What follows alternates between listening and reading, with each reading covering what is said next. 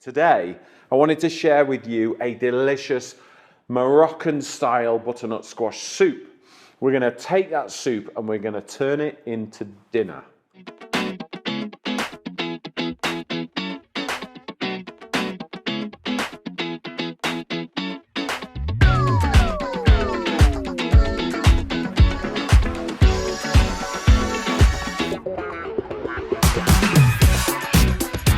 Good morning and welcome to 2023. I hope you have all had an amazing Christmas and New Year. It is a new year and it is time for cooking in the kitchen.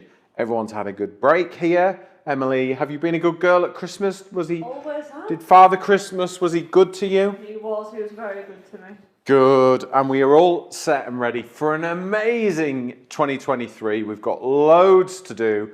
We've planned so many shows for you. We cannot wait to make them and share them all with you. So, this time of year, everyone's going, oof, I need to be a bit healthier. So, this series is Tighten Your Belt as a theme. So, tighten your belt from an economical point of view and from a health point of view. We're not going to load all these recipes with butter and cream and rich and heavy and sugar and all that. We're going to make them super healthy, super tasty, and with a bit more of an economical slant on them. But we're not going to ram it down your throat. We're just going to give you options. And today, I wanted to share with you a delicious Moroccan-style butternut squash soup. We're going to take that soup and we're going to turn it into dinner. All right, so we're going to make it more substantial. So you kind of buy one, get one free with this. Now, I made this recipe at the BBC Good Food Show last year, and I cannot tell you how many people asked me for the recipe there in the NEC. So I've posted the recipe on my website, petersidwell.com. You can also download my free app, Peter Sidwell's Kitchen. It's on the App Store and the Google Play Store. It's free to download, but it means you get all the TV programs, you get all the recipes, they're all there in one place. We can send you a little notification to let you know when the show's about to come out or a new recipe. We're not going to pester you with a million notifications, but it just means we're in your pocket all the time. Okay, so let's get on with this recipe. So I've got cast aluminium 4-litre shallow pan here. Cast aluminium gets hot quicker, much quicker than those big heavy cast iron ones, all right? So get your pan on the heat now before you start cooking. So we're going to pack this with veggies, all right? So to begin with, I've got a couple of onions. Now, making soup's really, really easy. And for all of you that got soup makers for Christmas, yes, you can chuck it all in the soup maker if you want to, and then add the bits that we're going to add to make it into a meal. But first, let's make a killer soup. All right, so chop your onions. They don't have to be really finely chopped because we're going to blend this soup because it's the kind of soup that wants to be blended. So we're just going to roughly chop the veggies and get them into the pan. Okay. Good sharp knife always helps, gets everything going. Right, let's get some oil into the pan to begin with. There's a couple of tablespoons of oil there. And then in. It's a good sound. Like that sound. In fact, I love that sound. That's why we preheat our pans, because it means the minute ingredients are in, we're cooking. Right, let's put some salt in there. That'll draw the moisture out. Always do that. Whoa, nearly lost my pepper. That could have been a disastrous cutaway and perfect for Carlos's blooper reels that he's working on. I'm sure eventually it will come out without my knowing. It'll just appear, but it will. Oops. Right, so let's give these a little stir round. All soups start with onions. Get a really good base. Okay, so I've got a couple of carrots.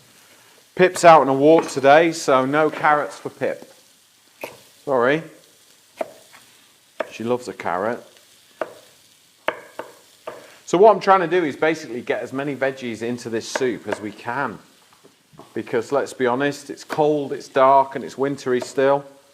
And if you can get plenty of veggies into your diet, it's just stand you in good stead for staying fit and healthy, I think. Right. So please do remember, if you have any questions at all, post them in the comments below. That's what this show is all about, being able to have a chat, see a new recipe, have a chat, ask questions. That's why it's better than telly or TV, because you can't ask questions on TV. Whereas here, you can post the question and I will answer it, all right? Sometimes Thomas, my little son, will jump on and answer it for us, but not very often. Right, okay, butternut squash. This is going to give us our really lovely, velvety, thick, kind of rib sticking soup texture, okay? So we're going to peel it with a Y peeler.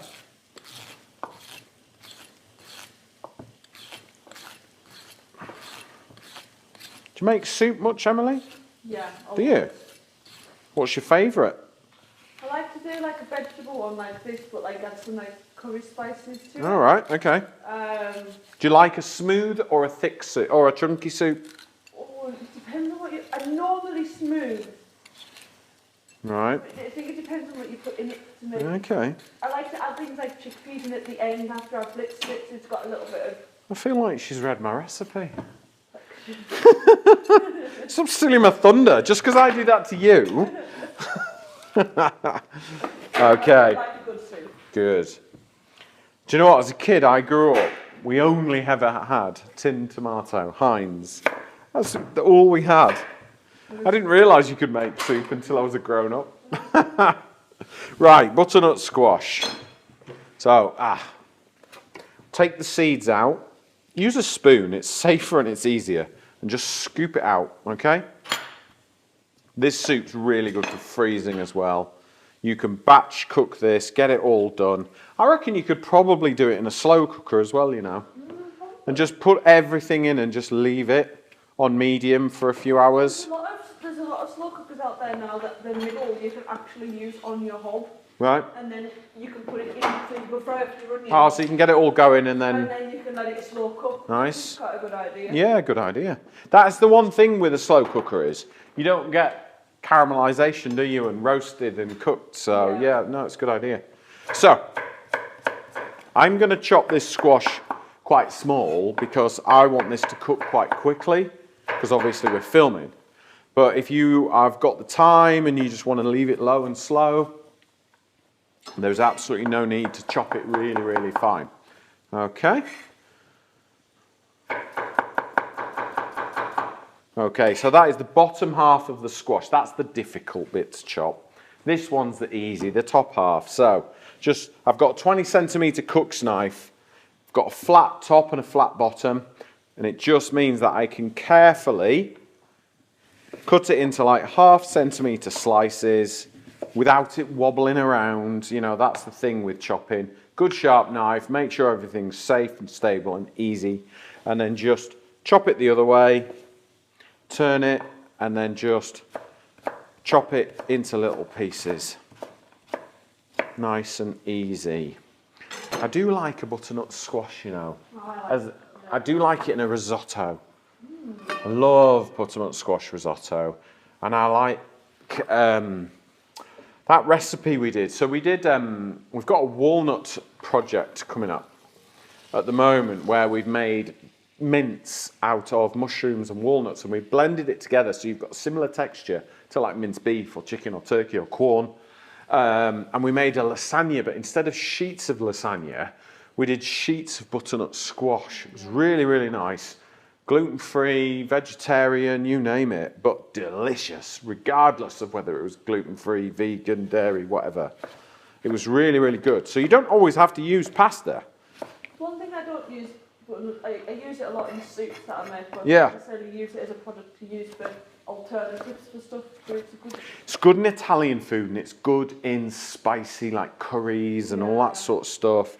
Makes good hummus as well. You can blend it all up with chickpeas and garlic. I know you don't like hummus, do you? Well, I'll try it. You'll try it. Are we converting you? This is my new me for 2020. Is it? Try anything? Yeah. That's dangerous, that, Emily. I am good at trying things. Just to Yeah, I was going to say, you try most things. almost have a weird texture. I don't like the texture. Right, all finely diced. Okay, in.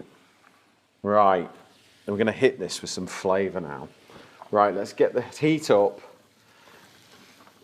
So loads of veggies in there. Actually, no, got a sweet potato as well.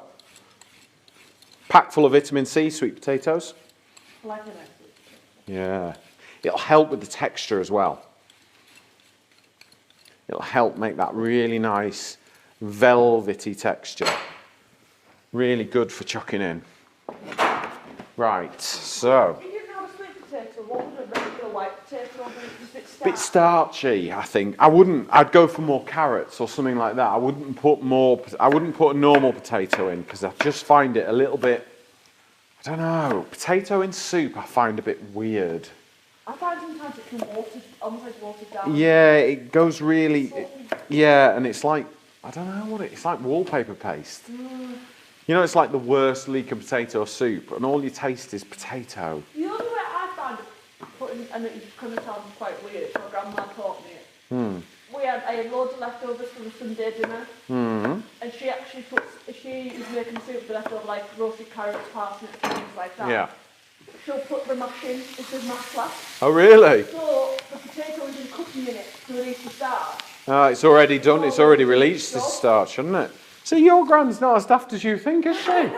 Eh? She's not a Granny Grey, is she? Right. Can we get close in on this, Emily? Because this is such good stuff. Are we going this side? Can we see that all right? Yeah. So this is a rose harissa paste.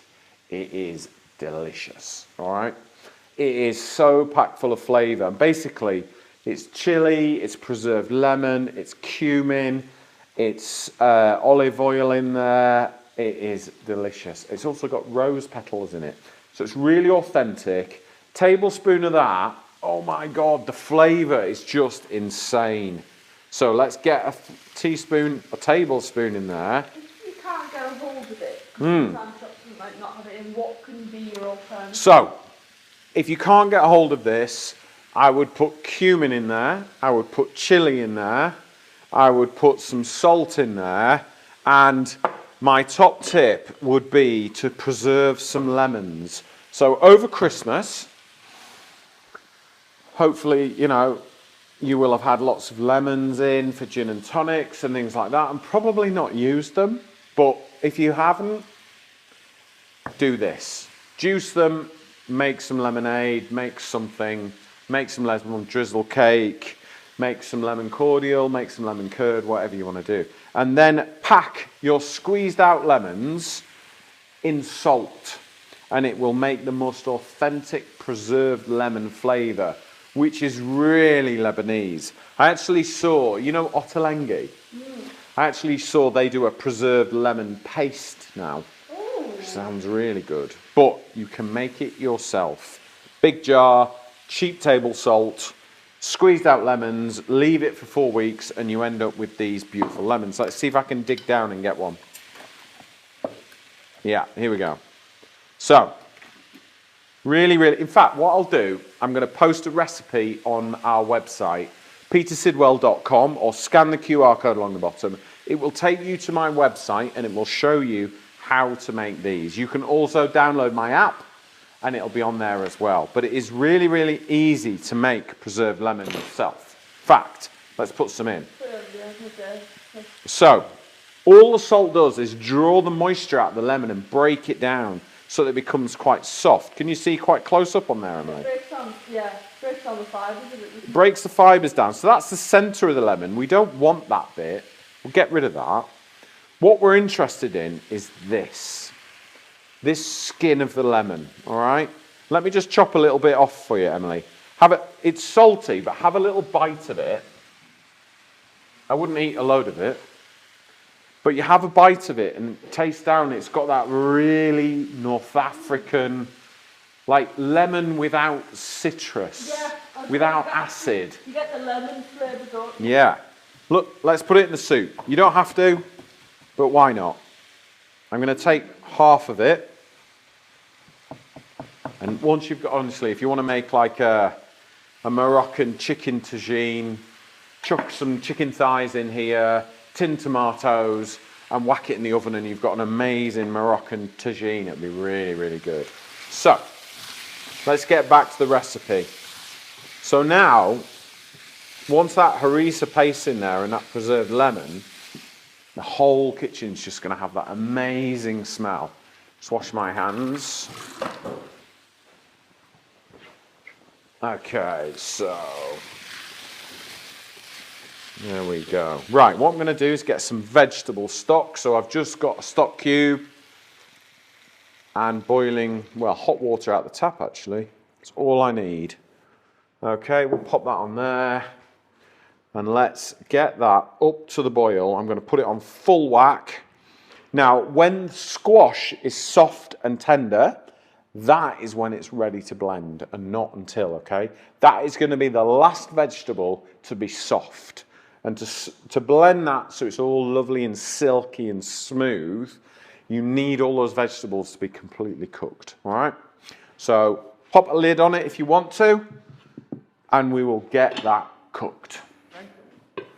Right, so let's give that a little bit of a stir. You can see that's all cooking together, and the squash is just starting to soften. So leave that to carry on cooking, and we'll make what I call like the filling to turn this from soup, which to me soup is kind of lunch, into dinner, okay, which is a bit more substantial, a bit of a meal. Okay, so what we're going to do is we're going to take our lemon zest, so packed full of vitamin C. Let's get that in first. So zest gives you fragrance, juice gives you acidity. Okay, so we might as well not waste it. Let's get it all in there. And the winter in the UK is very much the time for citrus, okay, because they've had all summer long, all in the autumn to ripen, and then winter is when the citrus is going to be really, really good, okay? So in half with our lemon, and then squeeze it through your hand. Catch any pips if there are any, you never quite know. Well, we're good on that one. Keep this and preserve it. Follow the QR code along the bottom, scan it, and it will take you to my website, petersidwell.com. It will give you the recipe on how to make the most amazing preserved lemon, which, oh my goodness, the flavour is incredible. Okay, so, other lemon, in we go.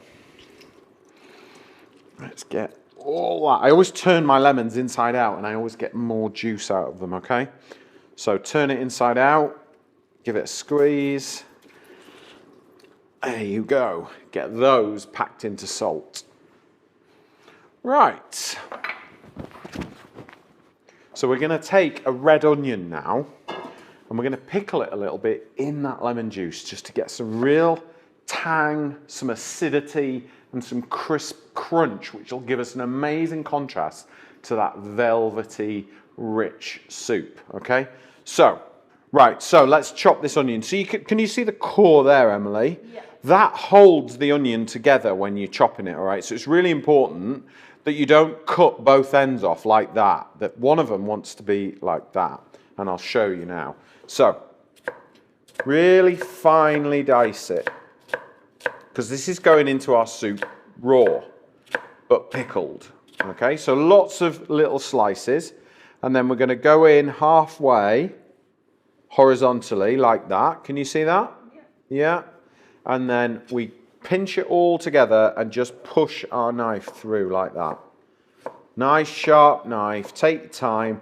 It's not an up and down motion, it's a pushing forward motion, forward and down. And that means that you get a really nice fine dice. Okay. New year, new skills in the kitchen. What do you reckon, Emily? Absolutely. Okay, so let's do that one a bit quicker.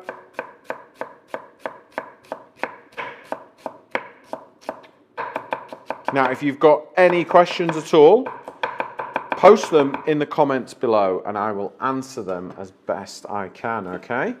That is the beauty of this program, is that you can ask the questions that you want to know the answers to. Right, red onions straight into that lemon juice.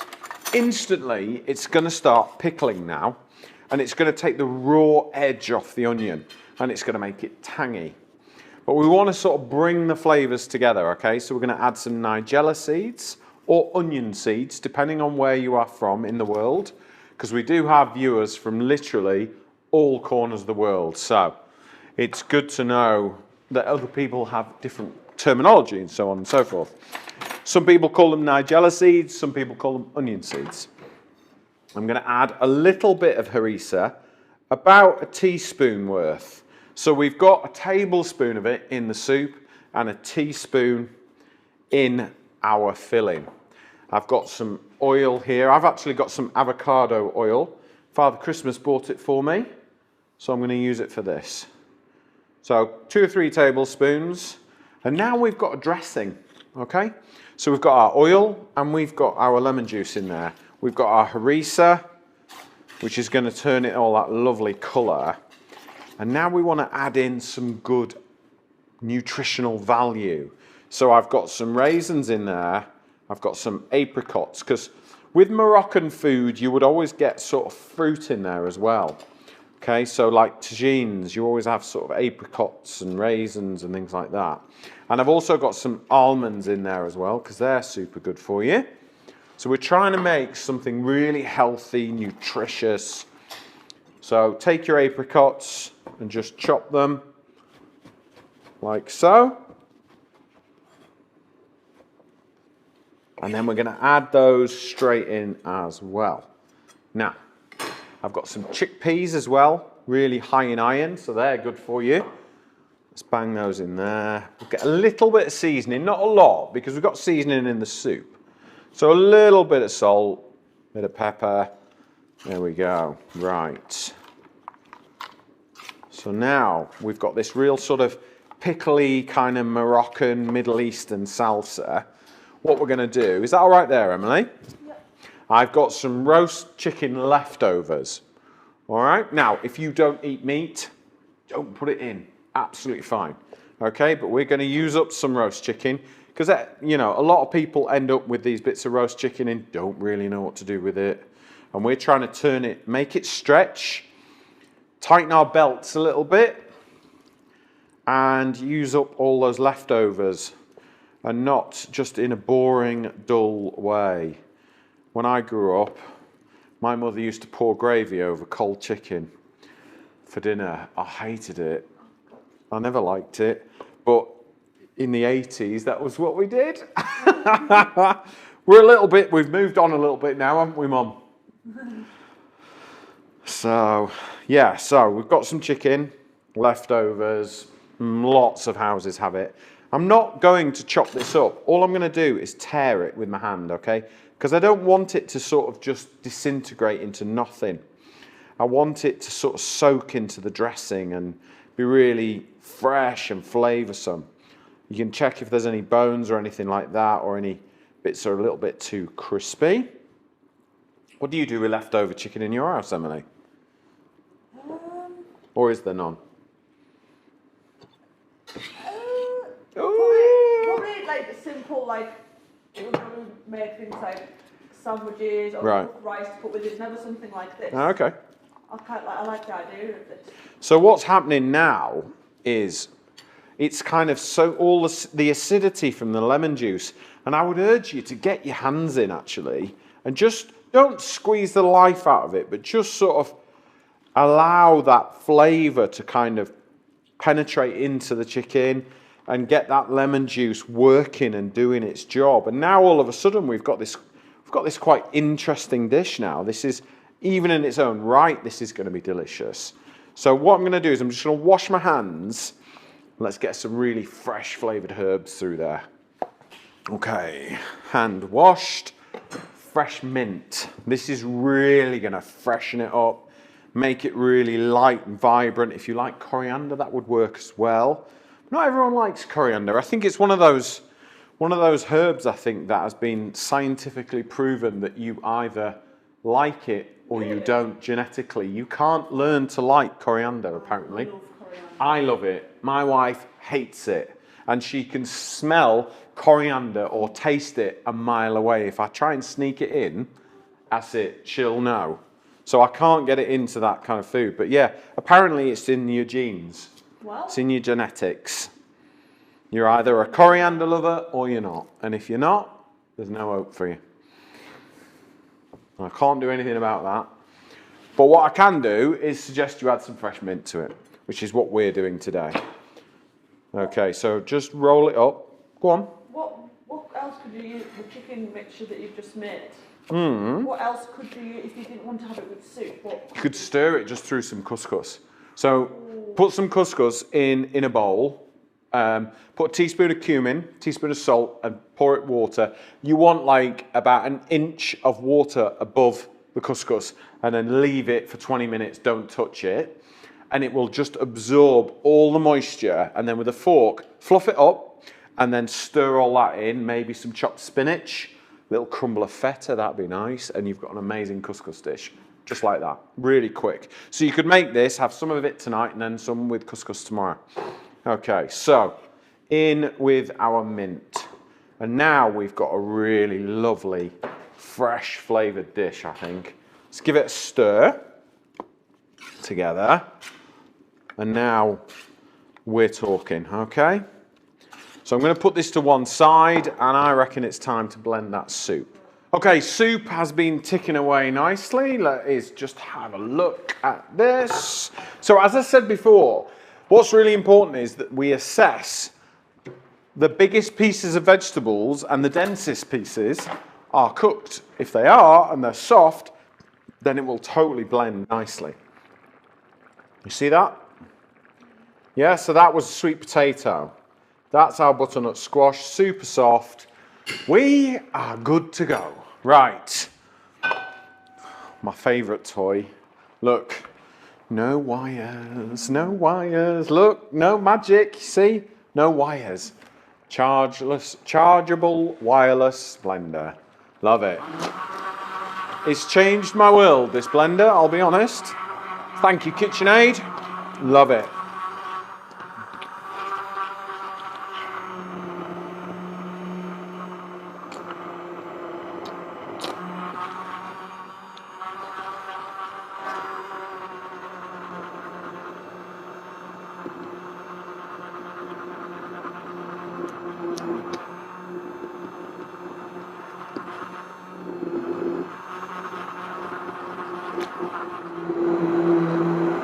Right, okay, so that is our soup, nice and smooth. What's really important now is you taste it, because what you need to be able to do is make an informed decision as to whether it needs seasoning.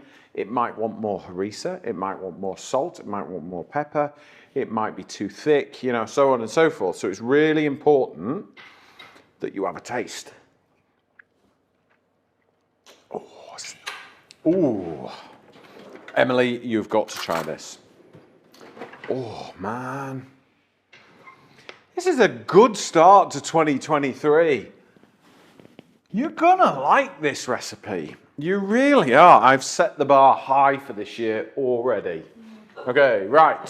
So, our soup is ready to go. Let's plate this up. I wanted to show you both ways. So, we've got our lovely chicken with our pickled onion, our fruits, our nuts, all those lovely ingredients. But if you just wanted to have it as a soup, absolutely good to go like so. Just a lovely rib sticking, warming butternut squash soup. And what I'm going to do is take our harissa, and I did this at BBC Good Food Show last year, is pour some olive oil back into your jar.